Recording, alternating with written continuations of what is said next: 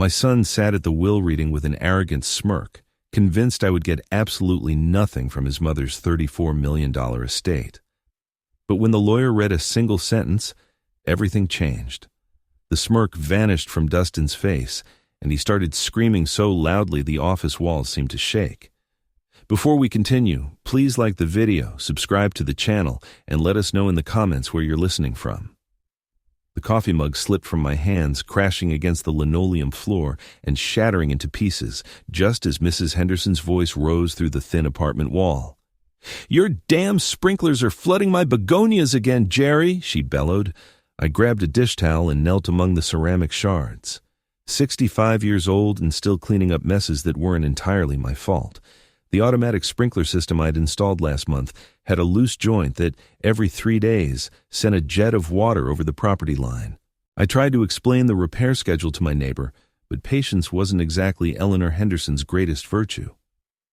The phone rang. I ignored it, focused on soaking up the spreading pool of coffee. The answering machine would get it, but the ringing persisted, cutting through Eleanor's ongoing tirade about property values and inconsiderate tenants. On the 5th ring, I stood up and tossed the soaked rag into the sink. "Jerry Miller, hello." "Mr. Miller, this is Janet Morrison from Morrison, Wells and Associates in Cheyenne." The woman's voice had that professional, measured tone I'd learned to recognize over the years, the kind that usually precedes bad news. "I'm calling in regard to Brianna Elizabeth Miller." My hand tightened around the receiver. No one had said Brianna's full name to me in 15 years. "What about her?" "Sir, I'm sorry to inform you that Mrs. Miller passed away on Tuesday night. The funeral will be this Friday at 2 p.m. at Riverside Memorial Chapel." The words hit me like a punch to the chest. I sank into a kitchen chair, its familiar creak suddenly deafening in the ensuing silence. Tuesday night. That was 3 days ago. 3 days I'd spent worrying about a sprinkler system and coffee stains. "Mr. Miller, are you there?" Yes, I'm here." My voice sounded strange, distant. "How did you get my number?" "Your name was listed in Mrs. Miller's personal effects as an emergency contact. I understand you were married." "Were married. 22 years reduced to a simple legal note." "Yes, we divorced in 2010. "I see. There will be a reading of the will after the funeral. You are listed as a beneficiary, so it would be important for you to attend." Beneficiary. The word felt foreign, impossible. Brianna had built her empire after our divorce, transforming the small consulting firm she started during our marriage into something unrecognizable to me, except for what I read in the papers. What could she possibly have left me? "Will you be able to attend, Mr. Miller?" Through the kitchen window, I saw Eleanor Henderson inspecting her waterlogged begonias, hands on her hips in that posture that signaled another argument was coming soon. But her complaints now seemed to belong to another world, distant and irrelevant. "The chapel, where did you say?" "Riverside Memorial on Grand Avenue. The service starts at 2, followed by a brief reception. The will reading will be at 4:30 at our downtown offices." I found myself nodding, though she couldn't see me. "I'll be there." I hung up and sat in the chair, staring at the phone as if it might ring again with different news. The coffee stains were already drying on the floor, forming dark rings that would need scrubbing, but I couldn't move. I couldn't process the simple fact that Brianna, the intense, stubborn, impossible Brianna, was gone. The afternoon light slanted through the kitchen window, illuminating dust particles floating like memories I had tried so hard to bury.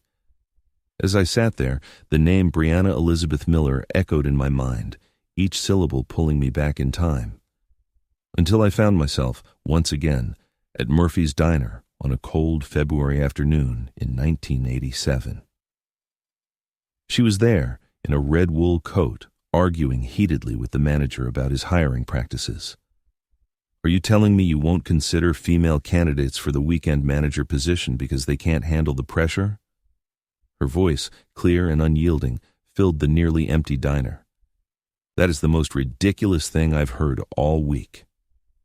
I froze with my fork in the air, a piece of apple pie suspended midway to my mouth. The woman turned slightly, revealing her profile. High cheekbones, a determined jaw, dark hair that caught the fluorescent light. She was magnificent in her anger, and I wished the manager would keep arguing just so I could listen to her dismantle his arguments. "Ma'am, I didn't mean to offend." "Of course you didn't mean to offend. You just meant to discriminate." She pulled a business card from her purse and slid it across the counter. "When you decide to hire based on ability and not on antiquated prejudices, give me a call."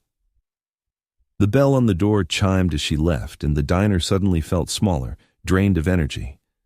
I watched her get into a blue Honda, noticing how she double-checked her mirrors before pulling into traffic. Careful, meticulous, but willing to fight for what was right. "She's trouble," the manager muttered, just loud enough for everyone to hear. I stood up, leaving a $5 bill next to my half-eaten pie. "No," I said, with a certainty that surprised me. "She's extraordinary." The card was still on the counter. "Brianna Cole, business consultant." I memorized the number before stepping out into the freezing February wind. It took me 3 days to work up the courage to call. When I finally did, she answered on the second ring with a brisk, "Brianna Cole. I'm Jerry Miller. We don't know each other, but I saw you at Murphy's Diner on Friday night." There was a pause. "The man with the apple pie who defended my honor to the manager? You heard that?" "I was getting my gloves from the car. I also saw you left a good tip." I could hear the smile in her voice. "So, Mr. Miller, what can I do for you?" "Accept a dinner invitation with me, somewhere nicer than Murphy's." Another pause, longer this time. "Is this a date or do you need business consulting?" "Definitely a date, although if you have any advice on how to convince beautiful women to have dinner with a stranger, I'll take the consultation." She laughed. A real laugh, not the polite one some women use when a man tries to be charming. "Saturday night, Romano's on Tyler Street, 7 o'clock. That night, Brianna wore the same red coat to dinner, but underneath was a black dress that made my heart race. We talked for 3 hours about everything but business, her childhood in California, my job at the power plant, our shared love for old movies and the latest books. When she laughed out loud at my story about flooding my apartment trying to fix a simple kitchen leak, I knew I was falling in love. 6 months later, I proposed in that same diner, sliding a ring across the same counter where she had left her business card. "Marry me, Brianna Cole. Make me the luckiest man in all of Wyoming." She said yes before I finished the sentence. Our wedding was on a brilliant September day, the kind where the sun shines as if anything is possible. Brianna wore her grandmother's dress, altered to fit her smaller frame, and carried wildflowers we'd picked that morning. My hands trembled as I slid the ring on her finger. "Forever," she whispered, and I believed her completely. 2 years later, Dustin arrived, a red-faced, wailing miracle who transformed our quiet house into a home filled with life and purpose. I remember standing in the hospital room, watching Brianna cradle our son with the same fierce determination she brought to everything she did, and thinking that this moment was all I would ever need. But even then, as she held that perfect baby, I noticed Brianna's eyes occasionally drifting to a business magazine someone had left on the nightstand.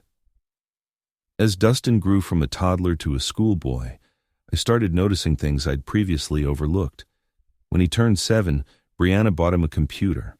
Not a toy, but a real machine that cost more than my monthly salary. "He needs to understand technology," she explained, watching him navigate programs I'd never heard of. "The future belongs to kids who think digitally." I suggested teaching him how to fish. She laughed, but it wasn't a kind laugh. By then, we had moved to Wilder Avenue, to a house with 3 bathrooms and a kitchen island bigger than our entire old apartment. Brianna's consulting firm had landed a contract with an energy consortium, and suddenly we had money for things I never imagined needing. A maid came twice a week. The refrigerator dispensed ice through the door. Dustin's room looked like a high-end toy store. "Isn't it wonderful?" Brianna said to me one night, gesturing to our new dining room with its crystal chandelier and a table for 12. "Now we can entertain properly." I missed our old kitchen table, scarred by years of Dustin's drawings and our late-night talks. This new table reflected the light like a mirror, showing every fingerprint, demanding coasters and placemats. And the gathering started almost immediately. Associates, potential clients, wealthy couples whose conversations revolved around market shares and investment strategies. I would put on my best shirt and try to participate, but the talk of hedge funds and corporate restructuring made me feel like I was speaking a foreign language badly. "Jerry works at the power plant," Brianna would say when someone asked, and I started to notice something new in her voice, not pride but a hint of apology, as if my job required justification. Dustin, however, thrived in this new world. At 10, he could discuss programming with Brianna's tech-savvy clients. At 12, he criticized the wine selection at restaurants I couldn't afford on my own. At 14, he rolled his eyes when I suggested a family camping trip, preferring to join his mother at business conferences in Denver or Salt Lake City. "Dad doesn't get it," became his favorite phrase, accompanied by the exasperated sigh of someone too sophisticated for simple things. The first big fight came on his 15th birthday. Brianna had organized a party that felt more like a corporate networking event than a teenage celebration. Caterers, hired entertainment, guests who were mostly business partners and their children. I had wanted something simpler, maybe a backyard barbecue with his friends from school. "This is ridiculous," I told her the night before, watching waiters set up elaborate floral arrangements. "He's 15, not 50. "He's growing up in a different world than we did, Jerry," she replied, adjusting a centerpiece with the same precision she used to negotiate contracts. "These connections matter. These relationships will shape his future. What about just being a kid?" She turned to me, and for a moment, I saw something cold in her eyes, a calculation where there used to be warmth. "Just being a kid is a luxury we can't afford him. The world is competitive. We either prepare him to win, or we prepare him to lose." I thought of my own 15th birthday, a fishing trip with my dad, a homemade cake, presents wrapped in the newspaper comics section. It had been perfect in its simplicity. The party was a success, at least according to Brianna. Dustin charmed the adults and received gifts that spoke of serious money: laptops, designer clothes, a mountain bike that cost more than some cars. But I saw him at one point, standing alone by the pool, lost in the middle of his own sophisticated celebration. "You okay, champ?" I asked. He straightened up immediately, putting back on the mask Brianna had helped him build. "Sure, why wouldn't I be?" But for an instant, I saw the confused boy hiding under all that false maturity, and it broke my heart. That party marked the beginning of the end, though I didn't know it at the time. What followed were 10 years of a slow-motion disaster, like watching a landslide from the bottom of the mountain. Inevitable, destructive, and impossible to stop. Brianna's business began to consume more of her time, her attention, and her soul. Weekend family dinners became conference calls, vacations were canceled for client emergencies, Dustin's school events competed with board meetings, and the meetings always won. "You don't understand the pressure I'm under," she'd say when I complained about her missing yet another one of Dustin's baseball games. "This business supports our lifestyle. Someone has to make the tough decisions." But I did understand pressure. The pressure of keeping the power grid running, ensuring thousands of people had light when they flipped a switch. The difference was, my pressure served something bigger than myself. By the time Dustin graduated from high school, he had become a stranger to me. Brianna had molded him in her image, sharp, ambitious, and dismissive of anything that didn't advance his goals. When I suggested he consider a trade school alongside his college applications, he looked at me as if I'd proposed he become a medieval serf. "Dad, that's exactly the kind of thinking that's holding you back," he said at 17 years old, speaking like a management consultant. "You settled for mediocrity. I'm not going to make that mistake." His words felt like physical blows. Settled for mediocrity. As if 25 years of keeping the lights on for an entire community meant nothing. As if being a steady present father was somehow a source of shame. College made things worse. Dustin chose the business school Brianna had graduated from, of course. And with every visit home, he brought back theories on market dynamics and personal optimization. He looked at our home, our life, our values, with a barely concealed contempt. "You could be doing more, Dad," he'd say, as if my contentment was a character flaw. "Mom started with nothing and built an empire. You've been at the same job for 20 years. "There are more important things than money," I'd reply, but he had already stopped listening. The final explosion came during his senior year. Brianna had been working 100-hour weeks on a massive acquisition deal. I was handling everything at home: groceries, laundry, the daily tasks that kept life moving. When she missed Dustin's graduation for a client crisis, I finally let out what had been building for years. "This is enough, Brianna. Family has to come first sometimes." We were in our kitchen, that shrine of glass and granite to material success. She was still in her business suit. It was midnight, and she was checking emails on her phone. "Don't you dare lecture me about priorities," she shot back, not looking up from the screen. "Everything we have, everything Dustin has achieved, is because of my work." "What about everything we've lost?" "Like what?" She finally looked up, genuinely confused. "Like us. Like being a family instead of a corporation." She held my gaze for a few seconds, and I saw the answer in her eyes before she spoke. "We're not a family anymore. We're a business arrangement that has outlived its usefulness. Maybe it's time we stop pretending this works." The separation took 6 months. Brianna's lawyers were efficient, professional, and devastating.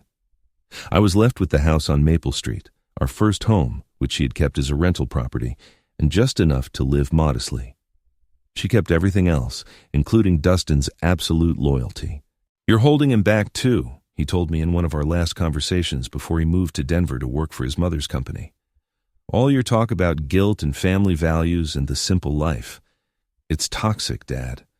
I can't be around that negativity."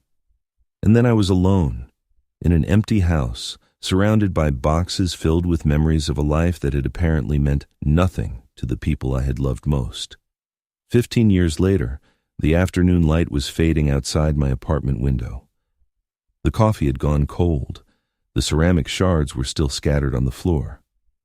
Somewhere across town, preparations were underway for the funeral of the woman who once promised me forever, and I couldn't understand why she had remembered my name in her will. The 3 days between Janet Morrison's call and the funeral passed in a strange state of suspension. I cleaned my apartment twice, ironed my only decent suit, and rehearsed conversations that would never happen. Every morning I thought about not going, but every night I remained convinced I had to pay my respects, no matter the cost. Friday dawned gray and cold, typical for May in Wyoming. I stood in front of the bathroom mirror, adjusting a tie I hadn't worn in 5 years, wondering what Brianna would think of the man I had become. The reflection showed a face older than I felt, with silver hair where it was once brown, and lines that mapped a geography of quiet disappointments. The drive to Riverside Memorial Chapel took 20 minutes, cutting through neighborhoods that told the story of Rock Springs' economic divide. From my modest apartment complex to middle-class subdivisions, and then to the streets of manicured lawns and stone facades where Brianna's circle lived. The chapel, perched on a hill overlooking the city, was an imposing Gothic structure, a symbol of permanence and prosperity.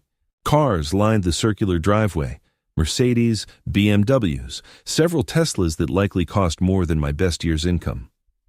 I parked my 15-year-old Honda between a Lexus and a Cadillac, feeling like an intruder at someone else's event. The interior reeked of money. Mahogany pews, stained glass windows, flowers arranged with artistic precision. More than 200 people filled the space, their hushed conversations a mix of respectful mourning and inevitable business networking. I recognized a few faces from the business dinners Brianna had dragged me to during our marriage, but most were strangers from the world she built after me. I slipped into a pew at the back, hoping to remain unnoticed until the ceremony was over. But the whispers followed me like ripples in a pond. A woman in an expensive black suit gestured discreetly in my direction. I caught fragments. Phew. Her ex-husband. Can you believe he showed up after everything he did to her? Over the years, the stories had taken on a life of their own. In that version, I was the villain who held a brilliant woman back, the anchor that nearly sank her ambitions.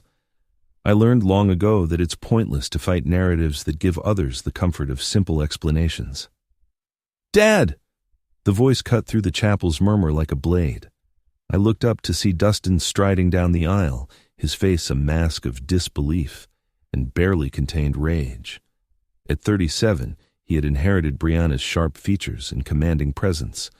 He wore a suit that probably cost more than my monthly rent.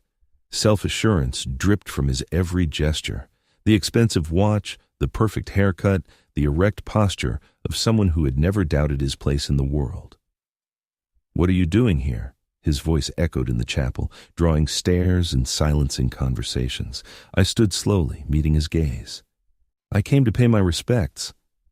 You lost that right 15 years ago." He stepped close enough for me to smell his cologne, sophisticated and aggressive. "She wouldn't want you here." "Maybe not. But I needed to be here." "For what? To ease your conscience? To play the grieving widower for people who know exactly what kind of husband you were?" The chapel had fallen completely silent. 200 pairs of eyes were on us, as if witnessing a prize fight. I felt the familiar weight of judgment, the same feeling that had suffocated me in the last years of my marriage. But this time was different. This time, I had nothing left to lose. "I'm not here to cause trouble, Dustin. I'll sit in the back. I won't talk to anyone. When it's over, I'll leave. You'll leave now." His voice rose another notch, drawing murmurs of approval from some in the crowd. "You embarrassed her enough in life. Don't show up now and pretend to mourn her death." I stood my ground, holding his gaze. Around us, the anticipation grew. Someone coughed. A phone vibrated against the wood. Before I could respond, Dustin turned to the attendees, speaking with the rehearsed authority of someone used to commanding a room. "I apologize for this interruption during what should be a moment of remembrance." He gestured at me with a dismissive wave of his hand, like shooing away a fly. "My father seems to have forgotten that divorce means you're no longer part of the family." A few people nodded.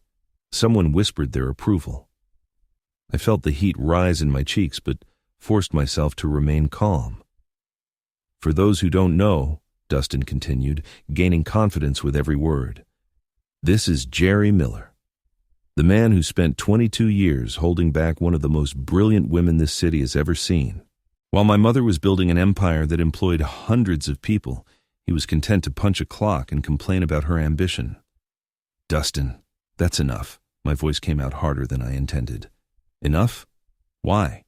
Because I think these people deserve to know why you're really here?" He turned back to the crowd, like a prosecutor addressing a jury. "He took half her assets in the divorce, despite contributing nothing to her success. Then he spent 15 years playing the victim while she built something magnificent." The crowd was completely captivated. Some were nodding in agreement. I saw familiar faces, former neighbors, people I once considered friends during the marriage. None of them met my eye. She carried him for years while he refused to grow up, to take risks, to be the partner she deserved. And now that she's gone, he shows up expecting sympathy, expecting to be treated like he meant something to her. Each word was a blow, not because they were entirely false, but because they reduced 22 years of marriage to a simple narrative of failure and blame. I thought about defending myself, explaining the complexity of what we'd shared, the love that had coexisted with the growing incompatibility. But what was the point? These people had chosen their version of the story long ago.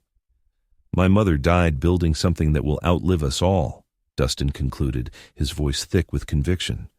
"She deserved a husband who would help her reach those heights, not one who tried to drag her down to his level."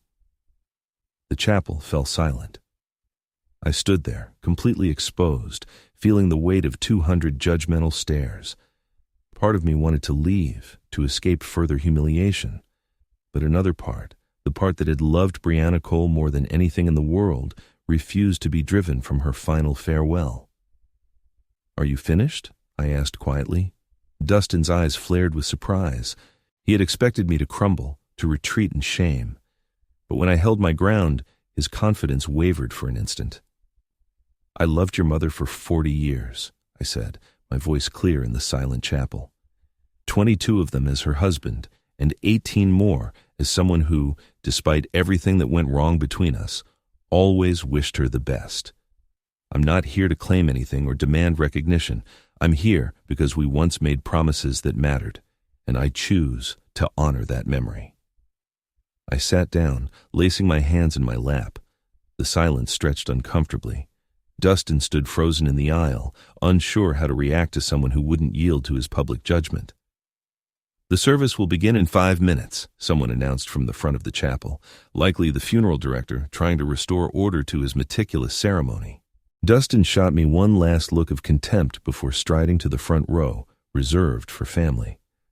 Slowly, the conversations resumed. I caught snippets of whispers. The nerve. Poor Dustin having to deal with that. He should have just stayed home. I stayed through the eulogy, which painted Brianna as a visionary who overcame obstacles to achieve greatness. I listened to readings from business partners who praised her leadership and innovation, and to music that underscored her triumph over adversity. When it was over, people filed past, offering condolences to Dustin, deliberately avoiding my gaze. I waited until the chapel was nearly empty before I stood to leave. Mr. Miller. A man in an expensive suit approached me, middle-aged, professional-looking, a leather briefcase in his hand. Dan Morrison from Morrison, Wells & Associates. May I have a word? As the final hymn played and the funeral director offered his closing words, I felt that familiar weight of exhaustion settle over me like a heavy coat. The ordeal was almost over. In a few minutes, I could slip out the side door, drive home to my quiet apartment, and try to forget this entire humiliation. Around me, people gathered their belongings, purses, programs, the subtle movements that signal the end of a formal event. Dustin remained at the front, accepting condolences with the practiced ease of someone used to being the center of attention. A few people glanced my way, but most had already dismissed me as an irrelevance to the day. I was reaching for my jacket when I heard the voice again. Mr. Miller. Dan Morrison approached with measured steps, looking impeccable despite the long ceremony. Up close, he seemed younger than I'd imagined, perhaps in his early 50s. He had a sharp gaze behind thin-rimmed glasses and the self-assurance of someone who had managed the affairs of wealthy clients for years. My condolences for your loss, he said, extending a hand. Dan Morrison, Wells & Associates. We spoke briefly after the service. Thank you. I shook his hand, noting the firm grip and direct eye contact. It was a beautiful service. Brianna would have appreciated it. Indeed, she was very specific about her final arrangements. He paused, glancing around the emptying chapel. I was wondering if I could speak with both you and Dustin. There are some matters regarding Mrs. Miller's estate that we need to discuss. Before I could answer, Dustin was at my side, his expression shifting from studied grief to alert interest. Dan, finally. I was wondering when we'd get to the practical side of things. Of course, Dustin. These matters require careful attention, Dan replied in the measured tone of someone accustomed to delivering important news. I'd like you both to come to my office for the reading of your mother's will. Both of us? Dustin arched an eyebrow. Is that necessary? I mean, he's not... He made a vague gesture in my direction. Your father is specifically named in the will, Dustin. His presence is legally required. I felt a jolt of surprise. Named in the will. It sounded improbable, given the circumstances and the history between Brianna and me. It must be a minor formality, I reasoned, forgiving some old debt or confirming I had no claims on her estate. I don't think that's necessary, I murmured. I'm sure it's just a formality. You don't need me there. Dan held my gaze firmly. I'm afraid we do, Mr. Miller, Dan replied, his tone firm but polite. Mrs. Miller was very specific about who was to be present for the reading of the will, and both you and Dustin are required to be here. There was something in his voice that made it clear this was not negotiable. Dustin scowled, visibly annoyed, but shrugged with the nonchalance of someone who believes he has nothing to fear. Fine, let's just get this over with, he said, then turned to me with barely concealed impatience. Try not to make this any more difficult than it already is.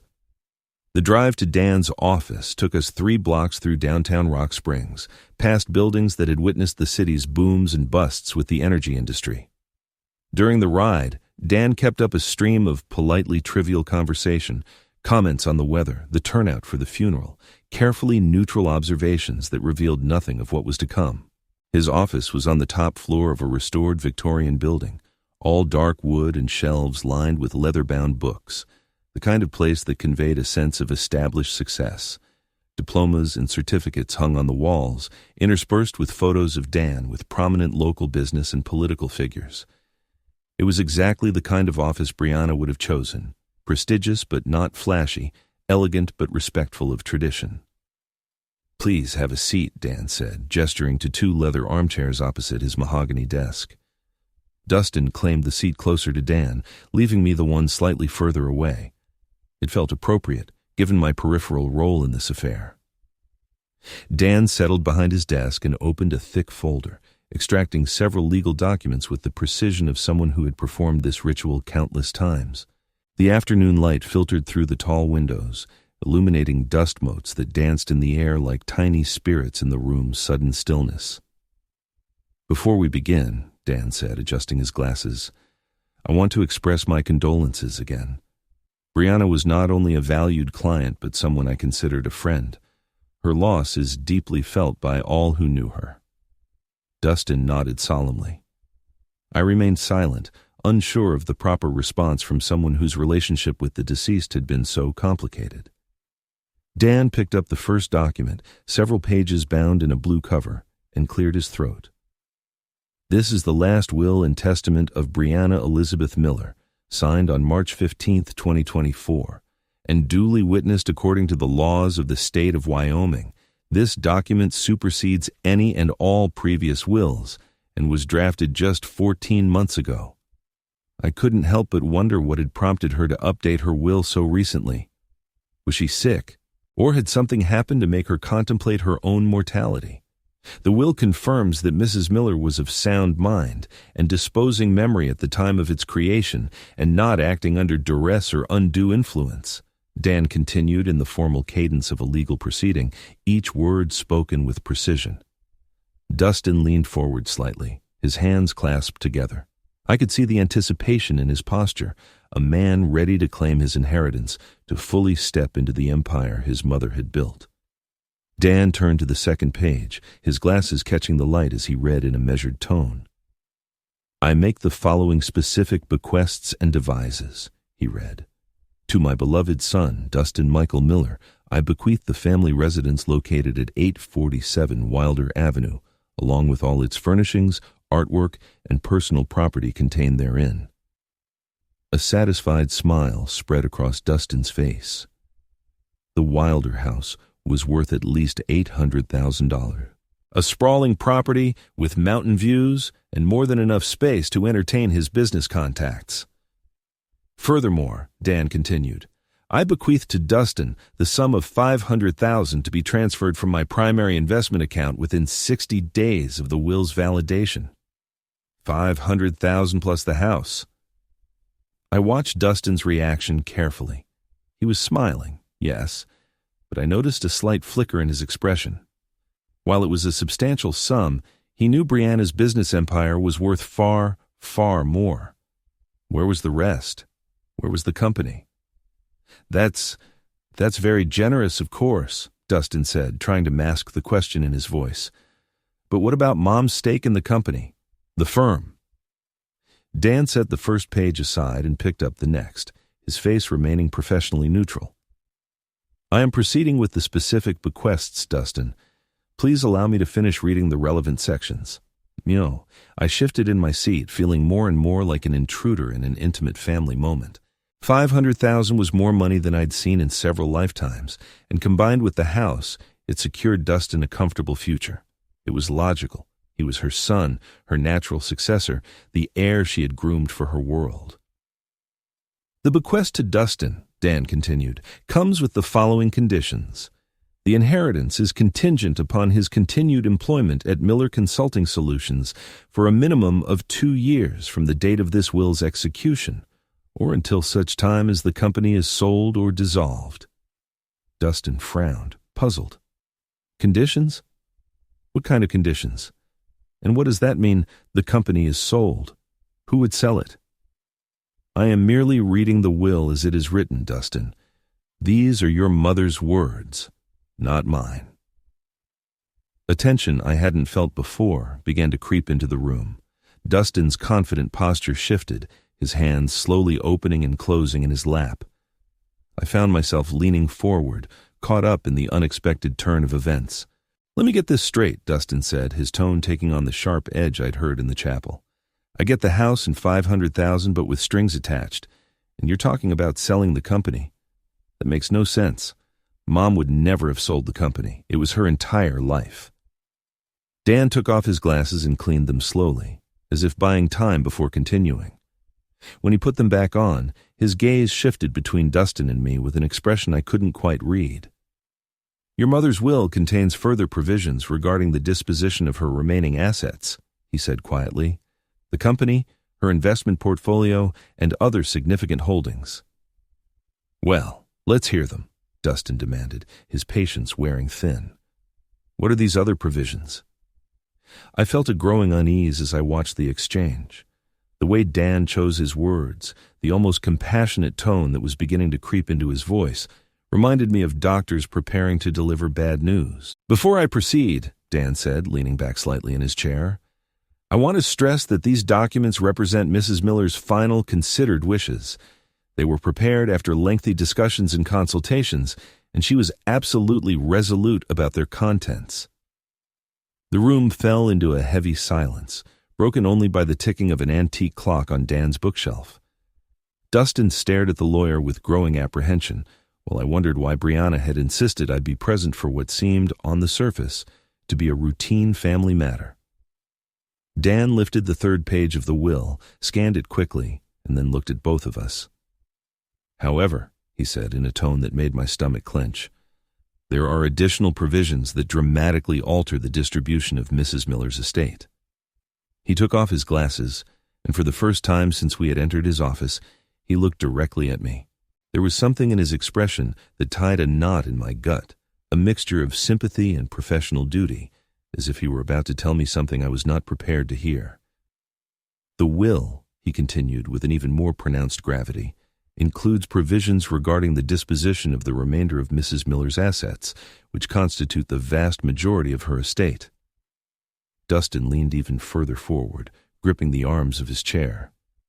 Finally, let's talk about the company and the rest of her investments. Dan focused back on the document, and, after clearing his throat with a deliberate pause, delivered a sentence that landed in the room like a boulder in a pond. To my former husband, Jerry Michael Miller, he read, I bequeath the sum of $33.5 million to be transferred from my primary investment accounts and securities portfolio. The words hung in the air like smoke after an explosion. I felt my jaw drop, unable to control it. $33.5 million. The figure was so vast it felt unreal. It didn't belong in the same sentence as me, sitting in a lawyer's office in Rock Springs, Wyoming. There must be some mistake, I managed to say, my voice sounding strange and distant. Did you say 33 million? 33.5, yes, Dan replied, his tone remaining professionally neutral, though I saw something else in his eyes. Not surprise, but the calculated observation of someone witnessing expected chaos. The color drained from Dustin's face, then rushed back in a furious blush, as if his blood didn't know where to go. What did you just say? Dan pressed on, determined to drop the entire bombshell. Furthermore, I transferred to Jerry Miller my controlling interest in Miller Consulting Solutions, including all subsidiary companies, real estate holdings, and corporate assets. This transfer includes a 65% ownership stake in all business entities, as well as his appointment as chairman of the board. The air rushed out of my lungs. The room seemed to tilt sideways, as if the laws of physics had decided to change their mind about how the world should work. Controlling interest in Brianna's company, the empire I had watched her build from nothing, the business that had ultimately devoured our marriage and been the source of the wealth that had so often made me feel small. She was giving it all to me. "This can't be right," I whispered. "There has to be a mistake in the paperwork." "I assure you, Mr. Miller, there is no mistake," Dan said, taking off his glasses again to clean them with meticulous calm. "These documents were prepared under Mrs. Miller's direct supervision. She reviewed every word multiple times and confirmed that these were her exact wishes." Dustin shot to his feet so abruptly that his chair rolled backward and hit the wall. "That's impossible. She couldn't." He whirled on me, his face a mask of pure disbelief mixed with something darker. "What did you do? How did you manipulate her?" "I didn't do anything," I said weakly, still trying to process what I'd just heard. "I haven't spoken to your mother in 15 years. "Liar!" Dustin's voice was a gunshot. "People don't just give away $33 million to their ex-husband for no reason. You must have influenced her, taken advantage of her when she was sick, when she wasn't thinking clearly." Dan's voice cut through Dustin's rising hysteria with sharp professional authority. "I can assure you, Mrs. Miller was of perfectly sound mind when she signed these documents. She underwent a thorough mental competency evaluation, specifically to prevent this will from being challenged in the future." I was still frozen in my chair, watching the scene as if it were happening to someone else. The numbers I'd heard, 33.5 million control of a multi-million-dollar company, belonged to a universe entirely separate from my own, one where I worried about grocery bills and car repairs.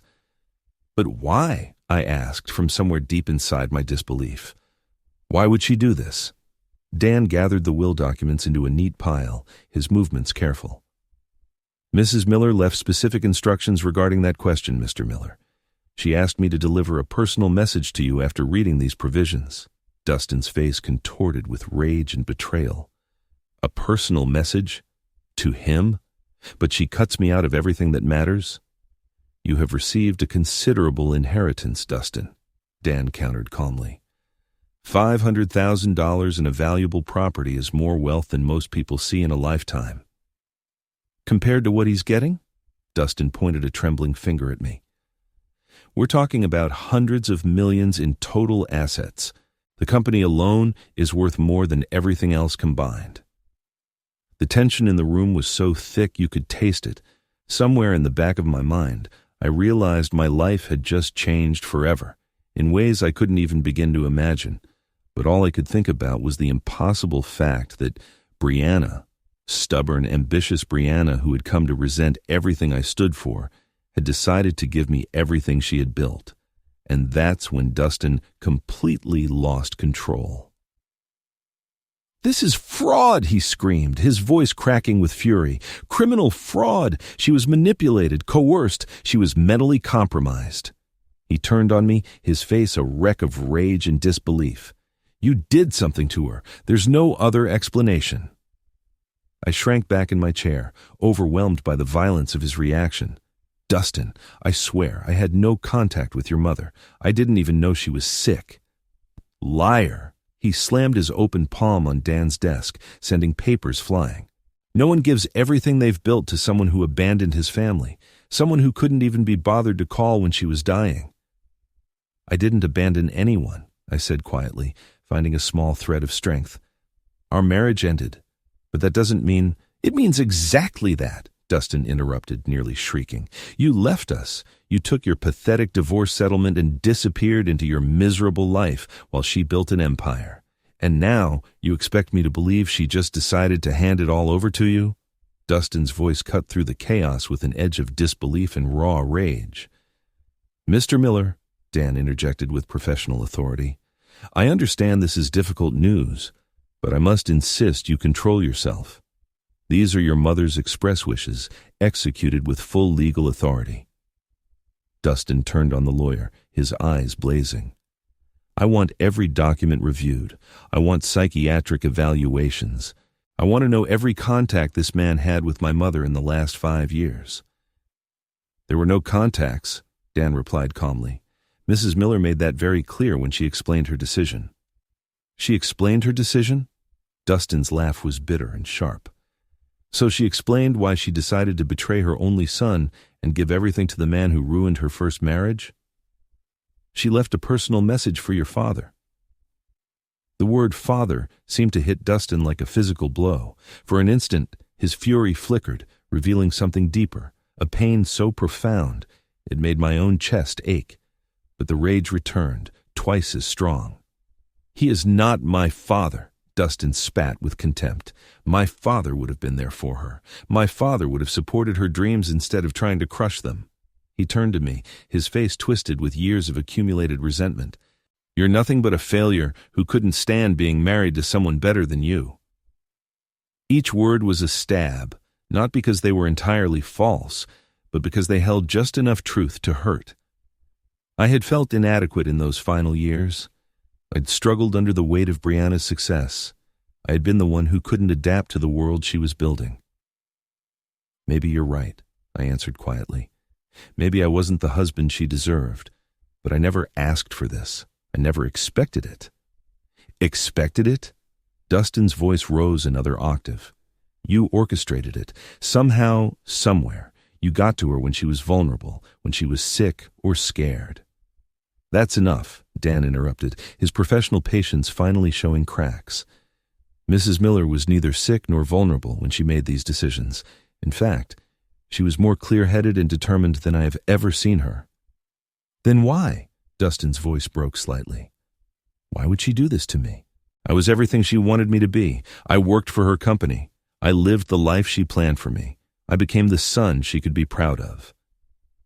The pain in his voice cut through my own shock. Despite the years of hostility, the public humiliation, the bitter accusations, I saw him for a moment with perfect clarity.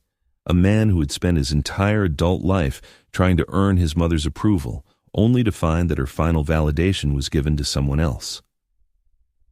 "She left a message explaining her reasons," Dan said gently. "Would you like me to read it?" Dustin's hands were shaking, his whole body vibrating with a contained mixture of rage and grief. "A message?" She couldn't explain it to my face, but she left a message for him. "The message is addressed to both of you, actually. It was written to be read after the will." I found my voice, though it came out hoarse and uncertain. Maybe we should hear what she had to say." Dustin's eyes locked on mine with pure hatred. "You don't get to decide anything here. You're not entitled to any of this." But even as he spoke, I saw the desperate need in his eyes to understand why his mother had chosen to shatter everything he believed about his place in her world. Dan was already reaching for a different envelope, this one with "personal message," written in Brianna's unmistakable script. He held up a hand, commanding silence with the authority of someone used to controlling emotionally charged rooms. "Enough, both of you." His voice cut the tension like a knife.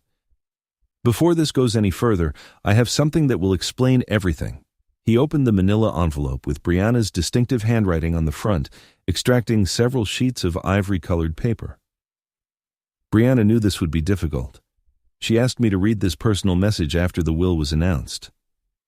Dustin sank back into his chair, his anger momentarily displaced by a desperate curiosity. I remained frozen, afraid to hope, but needing any explanation that could make sense of this impossible situation. Dan cleared his throat and began to read, and it was Brianna's voice that echoed through him. "My dearest Jerry, if you are hearing this, it means I am gone, and you are likely sitting in Dan's office wondering if the entire world has gone mad. I can picture your face, that look you used to get when I'd rearrange the living room furniture without telling you. Confused, but trying to be polite about it." In spite of everything, I felt my lips form the shadow of a smile. She had captured that look of mine perfectly, and somehow, hearing her voice through Dan made her presence fill the room. "I know this inheritance is a shock. I know you probably think there has been some terrible mistake, that you don't deserve this money or this responsibility. But Jerry, you are wrong. You deserve every penny, and I'm going to tell you why." Dan paused briefly, looking at both of us before continuing. "I never stopped loving you. Not in our worst fights, not during the divorce, not during these 15 years of stubborn silence. I was angry that you didn't understand my ambition, but I was angrier at myself for choosing that ambition over our marriage. You tried to save us, Jerry. You pleaded with me to find balance, to remember what really mattered. I was too proud and too scared to listen. The words hit me like physical blows. I felt tears well up, hot and unexpected, as decades of guilt and regret crystallized in this moment of impossible absolution. "Dustin," the message continued, and I saw my son lift his head at the sound of his name. "My beautiful, brilliant boy. I know you are furious right now, likely convinced your father manipulated me. But my darling, you are not ready for this inheritance. Not yet. You have lived your entire adult life in the shadow of my success, accepting the benefits without understanding the responsibility. You have never had to build something from scratch, never had to make the hard choices that wealth demands. And most importantly, you have spent 15 years hating a good man for crimes he never committed." "That's not true," Dustin whispered, but his voice had no force. Dan read on. "Jerry taught me about character, about integrity, about the kind of strength that doesn't need to prove itself through cruelty or judgment. I forgot those lessons the day I chose money over marriage, business over love, but I never forgot the man who taught them to me." I was crying openly now, not caring how I looked. Brianna's words were rebuilding something inside me I thought was broken forever, the sense that I had value, that my simple life, lived with dignity and in service to others, had actually meant something. Dattisro. "Dustin, you have been left enough to live comfortably and to find out who you can be without the weight of unlimited wealth," the letter said. "Learn to build something for yourself. Learn to value people over profit. Learn to forgive your father for the crime of being human and imperfect." Dustin made a strange sound, like a wounded animal, though whether it was from rage or pain, I couldn't tell. "Jerry, you are inheriting more than money," it continued. "You are inheriting the chance to do what I should have done, to use wealth as a tool for good, not as a weapon to prove superiority. I trust you because you never wanted this, because I know you will never use it to hurt people the way I sometimes did." The message went on for several more paragraphs, detailing practical arrangements and expressing her hopes for our futures. But the core of it was clear. Brianna had chosen love over legacy, character over expectation, wisdom over wealth. When Dan finished reading, a profound silence filled the office. My cheeks were wet with tears, overwhelmed by the gift of knowing that Brianna had loved me right to the end. Dustin stared at the floor, his entire world collapsing in front of him. Finally, Dan folded the letter carefully and slid it back into its envelope. "She asked me to give this to you, Jerry. The original is yours to keep." I took the letter with trembling hands, holding the last conversation I would ever have with the woman who had shaped my life in both beautiful and painful ways. The weight of her words settled over the office like dust after an explosion. For several minutes, none of us spoke. I clutched the letter to my chest, feeling the physical reality of her final gift, not just the money, but the restoration of my worth, not only in her eyes, but more importantly, in my own. Dustin broke the silence first. "This isn't over," he said quietly, but the fire in his voice was gone. "I can contest this. Mental incompetence, undue influence, fraud. There are ways to challenge a will." I looked at him, really looked at him, for the first time since we'd entered Dan's office. I saw a man who had spent his life believing the world should bend to his will, who had never learned that love is not inherited or demanded, but earned. "You can try," I said gently. "But your mother was right, Dustin. You're not ready for this responsibility." "And you are?" His laugh was bitter, hollow. "You're a nobody, Dad. A retired power plant worker with no business experience, no contacts, no idea what it means to run a company worth hundreds of millions." For a moment, the old Jerry, the one who had felt inadequate for 22 years, was tempted to agree with him. But Brianna's words echoed in my mind. "You deserve every penny." "Maybe you're right," I said, getting to my feet slowly. "Maybe I don't know anything about running a business empire. But I know something your mother valued more than any business expertise." "And what's that?" "I know the difference between serving others and serving only myself." Dustin's face twisted with a final flash of anger. "This is insane." She was sick, She was old. She wasn't thinking clearly. Dan's voice cut through his outburst with cool professionalism. Your mother was 62 years old and in perfect mental health when she signed these documents. She underwent a full psychological evaluation specifically to prevent the kind of challenges you're suggesting. Then why? Dustin asked, his voice cracking like a teenager's. Why would she do this to me? I felt an unexpected surge of compassion for this man who was, despite everything, still my son. She didn't do it to you, Dustin. She did it for you. She gave you the chance to find out who you are without living in the shadow of limitless wealth. I don't want that chance. The words exploded out of him with the force of 15 years of entitlement and expectation. I want what's mine. What's yours? I replied quietly. Is $500,000 in a house worth nearly $1 million. That's more than most people see in a lifetime. What you thought you were owed was never really yours to begin with. Dustin held my gaze for a long moment. I saw in his eyes the understanding that something fundamental had shifted. The man he had publicly humiliated that morning, the father he had dismissed as a failure, was no longer seeking his approval or his understanding. You think you've won, he said, pulling on his coat with trembling hands. You think this makes you some kind of hero? No, I answered, feeling the truth of my words in my bones. I think it makes me responsible. He stood at the door for a moment, looking smaller than when he had entered. This isn't over. Yes, it is, I replied gently. It was over the moment your mother made her choice. The only question now is what you will do with the life she has given you. He left without another word. The door clicked shut behind him, the sound echoing in the sudden quiet.